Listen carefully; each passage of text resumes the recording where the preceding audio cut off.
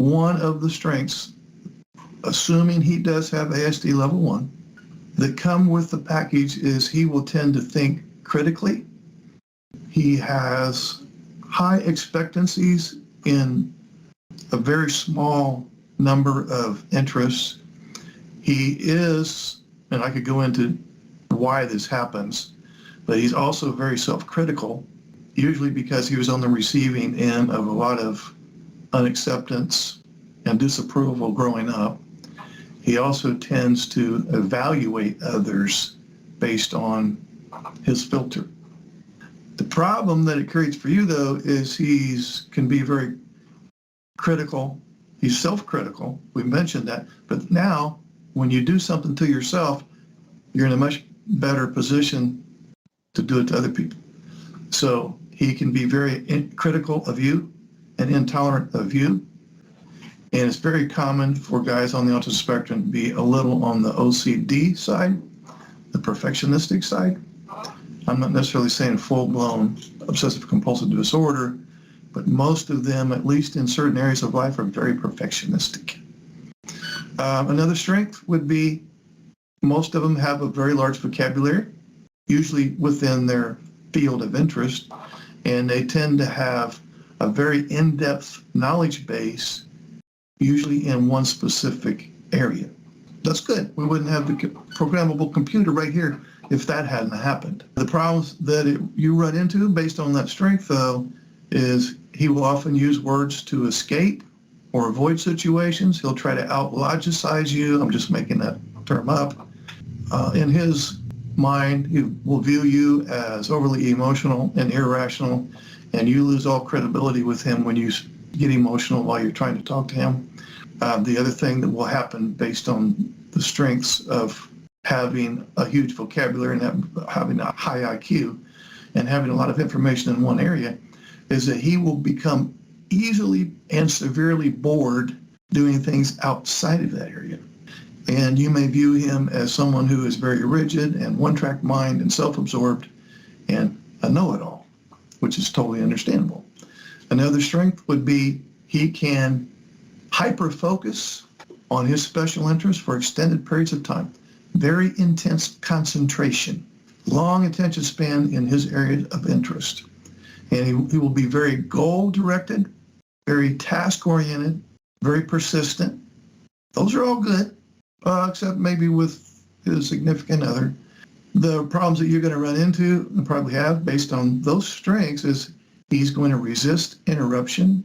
He's going to hate change, especially surprise change. He's going to forget or totally neglect some of the things that you want him to do. And he may even avoid you during his period of being hyper-focused on something over there. And you may view him as being very stubborn, and this would be understandable. Another strength would be he has a very inquisitive attitude, usually about the things in his special interest area or related. So it's very typical for, in this case, the guy with ASD level 1 to have a lot of intellectual curiosity. He will have intrinsic motivation. He won't really be motivated by outside forces. It's an internal thing.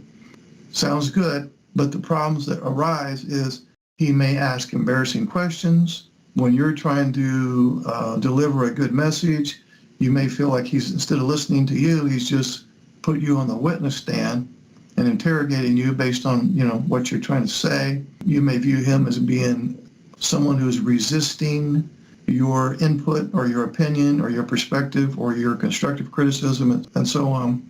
Another strength would be he is very autonomous, and he learned that again from childhood. I can't fit in with the team. I'm not a team player. I'm not good at socializing, and so I'm just going to go solo. And he's very independent and prefers individualized work and prefers work of a non-social nature, doesn't he? He's very reliant on self. Self-reliance, that's a great thing, isn't it?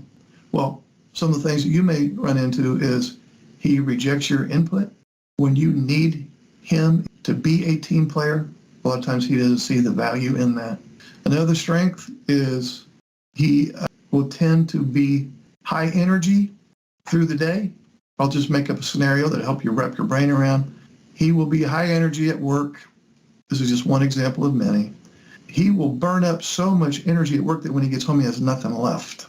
So when when you use your mind, thinking and problem solving and working and reading and looking at facts, figures, objects, and that burns up a lot of energy. Your brain burns up a lot of energy when you're concentrating for extended periods of time, which he does very well. Only problem is he's burned up so much energy doing his special interests, in this example at work, he's got nothing left. He comes home and he's burnt out, and he has to do some version of de-escalation at that point.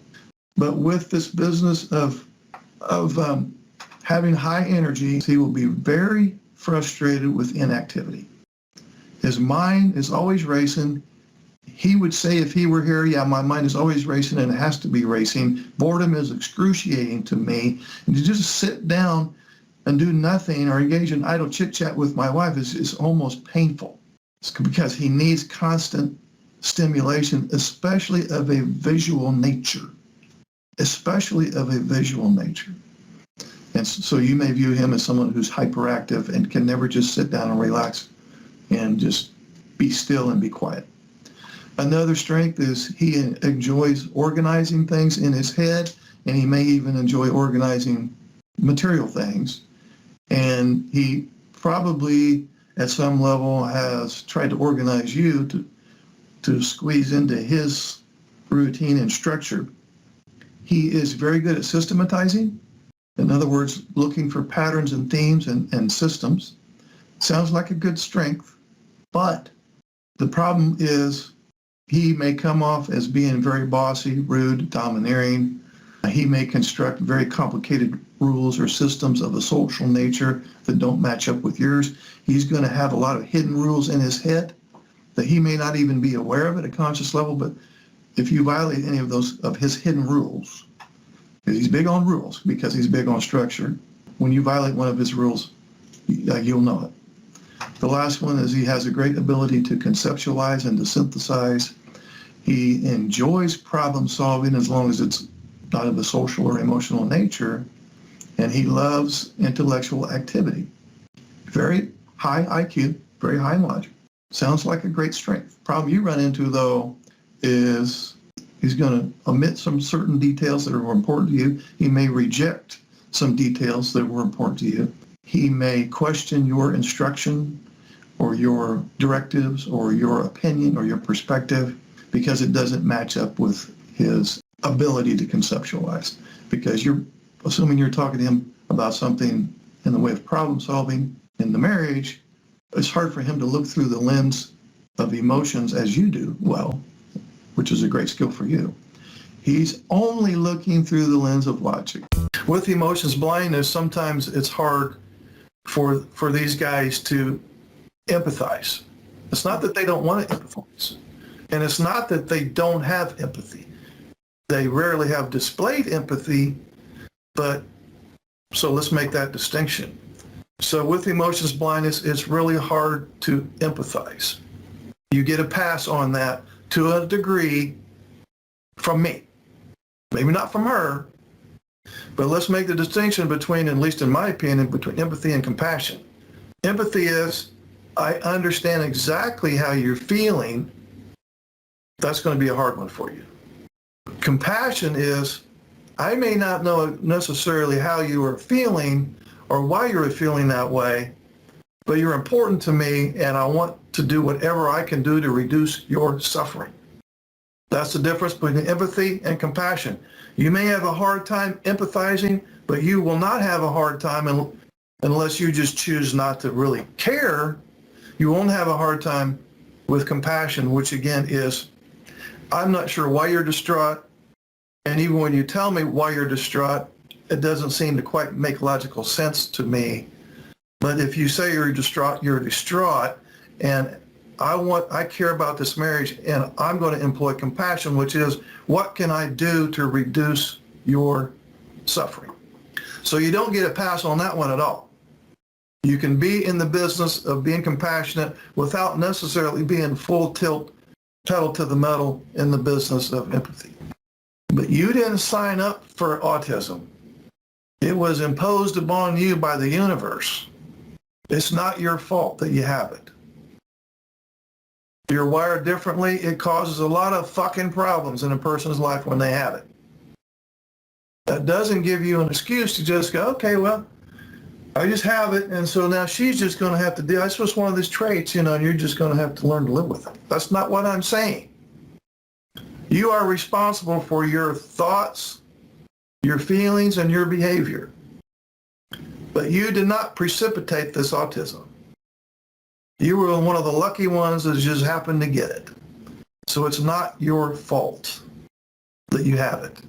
And it's not your fault that you have this anxiety that makes you engage in all of these ridiculous anxiety reduction strategies that cause a problem in your relationship. You need to give yourself some self-compassion. Compassion is, tell me what I need to do that's within my power to do to reduce your suffering. Sign me up. I'm all in. Self-compassion now is you're going to turn that around and put it on you. So when you're feeling down, you're going to try to approach your feelings with curiosity and openness rather than chastising yourself for feeling a particular way. You're going to be more tolerant of your own flaws, if we want to call it a flaw, deficit, challenge, whatever term you want to use. You're going to try to be understanding and patient towards the certain traits of the disorder that you don't like. There's some traits that you have and they ain't going anywhere. So you're going to try to be understanding of the fact that these are the traits that came with the thing I have, and I'm going to be, more understanding and patient with myself when I exhibit those traits. You're going to be kind to yourself when you're experiencing suffering. And you also need to fully recognize, Rick, that this is a huge part of the human condition. There's not just a few dozen people that have Asperger's syndrome. We're talking millions and millions and millions. And we're only talking this within this generation. If we wanted to go back to Rex's dad and Rex's dad's dad, we could go back 4 or 5 generations and we would be talking perhaps billions of people who have had autism and never knew it. So the other thing is you got to remember that you're not the only one that has this.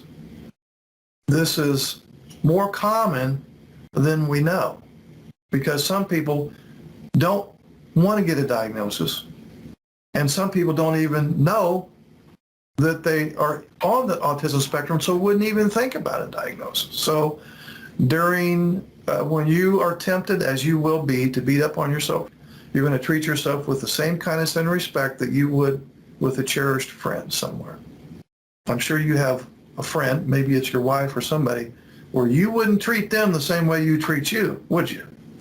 I had a conversation with somebody, and you guys that were here will remember she said that she's not in love with me anymore, but she still loves me. I'm not recommending anything, but I am saying that if that happened to me, I would have a problem with it, but I wouldn't try to change her mind about it. I would have a problem with it, and what I would do with my problem, and would take ownership of that problem, I would move on, because I would be the type of person that would want to be in love with somebody and would want that somebody to be in love with me. Falling in love and falling out of love is not a choice or a decision. It just happens organically. It's like falling asleep. You don't lay down and think, okay, well, I'm going to make the decision to fall asleep right now. No, it sneaks up on you and sleep takes over when you're not even consciously aware of it. So I can't blame any NTYs who fall out of love. I can't blame them. There's no way to control that. If falling out of love is not a big deal to you, in other words, you're perfectly okay with just being a roommate or just cohabitating or have kind of like a brother-sister relationship, then I guess it doesn't matter whether she's in love with you or not. That's not me. Now, on a related note, and I'm not accusing of any NTYs in here doing this, so those that might be watching, don't take this personally. But in many cases, statements coming from NTYs are nothing short of emotional abuse, but he, due to mind blindness issues, alexithymia issues, executive function issues, and a few other things, doesn't even know that he's being abused.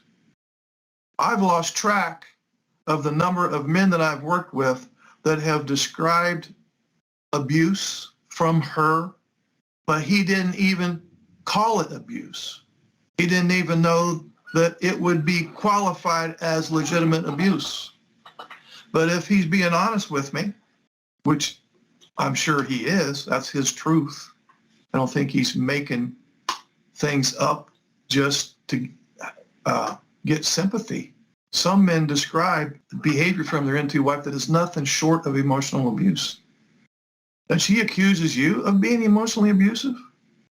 A lot of NT wives complain that you don't have any empathy and have complained bitterly about your supposed lack of emotional reciprocity, but have had no empathy for you either.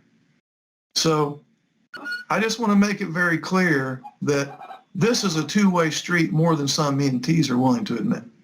Hey guys, this is Mark, and in this video I want to look at how you can break free from black and white thinking. In other words, we want to kind of look at the power of gray, and not that it's just people on the autism spectrum that use black and white thinking, but that population does seem to favor that. And as many of you know, black and white thinking is a cognitive distortion that often leads to rigid and inflexible beliefs. And people who engage in black and white thinking tend to see the whole world in terms of absolutes with no room for nuance or complexity. For example, they may believe that everything is either good or bad, right or wrong, with no shades of gray in between. Now, the problem with black and white thinking is that it can limit our ability to see things from multiple perspectives and make it difficult to navigate complex situations. And if you couple black and white thinking with some mind blindness issues, we really have a hard time seeing multiple perspectives, or even one other person's perspective. Another problem with black and white thinking is it can lead to feelings of frustration, anger, disappointment, when reality doesn't conform to our rigid beliefs. Now, the good news is that it's possible to break free from black and white thinking and embrace the power of gray. And so let's look at a few ways to do that. Number one, practice mindfulness. Mindfulness is the practice of being present and aware in the moment without judgment. By cultivating a non-judgmental attitude towards our thoughts and experiences, we can start to see the world in a more nuanced way. Number two, challenge your assumptions. When you find yourself thinking in absolutes, ask yourself, is there any evidence to support this belief? Are there any exceptions to the rule? Is there middle ground? Number three, consider alternative perspectives. Try to put yourself in someone else's shoes and see things from their point of view. This can help you gain a deeper understanding of complex situations and see the gray areas that you may have overlooked. Some people on the autism spectrum are watching this video and going, well, Mark, if I have ASD level 1, I have some empathy deficits, which makes it almost impossible for me to put myself in someone else's shoes. All I'm asking you to do is to pretend as if you're that individual. Imagine that you're that person. And if you'll do that, then you'll kind of get a hint of how they're viewing things. Number four, embrace uncertainty. Life is full of uncertainties, and trying to control everything can be exhausting. Embracing uncertainty and being comfortable with ambiguity can help you navigate complex situations. So, by embracing the power of gray, you can open yourself up to new possibilities and navigate life's challenges with greater ease. So remember, the world is rarely black and white. How does that look to the NT wife? Mind blindness, she might download that as he doesn't care about my opinions. He doesn't care about my perspective on things and my viewpoint.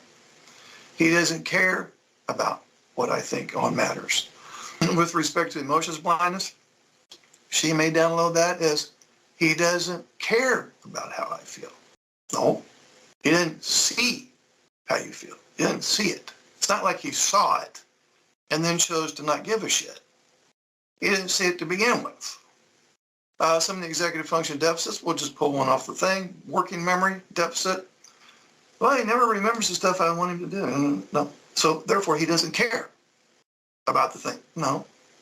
If he has a working memory deficit, it's not that he remembers but just doesn't want to do it. He doesn't remember it. She tries to start a conversation, and maybe she's trying to be very tactful and diplomatic. But he downloads it as criticism somehow. Maybe he's really offended, takes off, shuts down for an hour, 2, 3, or 4 days even sometimes. I've had some reports where he didn't talk to her for a week or more. And then she may download that, justifiably so, as well. We can't work on anything. Well, the difficult topics just keep piling up in the closet. So I'm just give up on trying to discuss anything. We can't work on anything. He doesn't care. His work's more important to me, or his computer's more important to me. And it's not that he doesn't care, is that he's hypersensitive. His anxiety escalates quickly, and then he does his version of anxiety reduction, which makes it look as if he doesn't care. Or maybe she has labeled him insensitive, uncaring, selfish, narcissistic, and so on. Again, I'm not faulting her, but you should know better now. So here's a quick rundown on the executive function deficits that people on the autism spectrum will experience. They won't have all of these, but they'll have more than one. Difficulty understanding non-literal language and nonverbal communication. Difficulty controlling escalating emotions. Getting started on undesirable tasks that are usually of a social nature or something outside of their special interest. Difficulty carrying out more than one cognitive process at a time. Difficulty planning and organizing. Number 6, difficulty recognizing when change is needed and noticing when a social error occurs. Difficulty shifting focus or attention from a desirable activity to an undesirable activity. And working memory deficits. In other words, difficulty identifying the main point, taking all information into account, seeing the big picture, difficulty with reading comprehension and following instructions. All of that is under the umbrella of working memory deficit. Now, one of the executive functions that people on the autism spectrum are very good at is called inhibition. That's the ability to contain the desire to do something in order to stay on task until it's finished. So one of their greatest assets is they can stay highly focused for extended periods of time on one thing. I would skip okay, I'm going to tell you what I appreciate about you, and then you tell me what you appreciate about me, and then I'll tell you what I appreciate about you, and then you tell me. That's neurotypical advice. That sounds like something the neurotypical therapist would tell a couple to do. That's not what I'm saying. You don't have to have a special event. Oh, it's appreciation time. I'm recommending against that. But when she does something, it's the same thing I just told the NTs a little bit ago. I said to the NTs, hey, when you notice just the least little bit of thing that went right, offer a little bit of acknowledgement. It won't take much for him to feel valued. Could be one sentence. When she does something that you appreciate, don't let that opportunity go by. You have the thought, oh, she mowed the yard. And ordinarily you would say nothing. No. Hey, I just want to let you know I appreciate the fact you mowed the yard. That just saved me 45 minutes of work this afternoon. Those were 2 sentences. How long did that take? 3 seconds.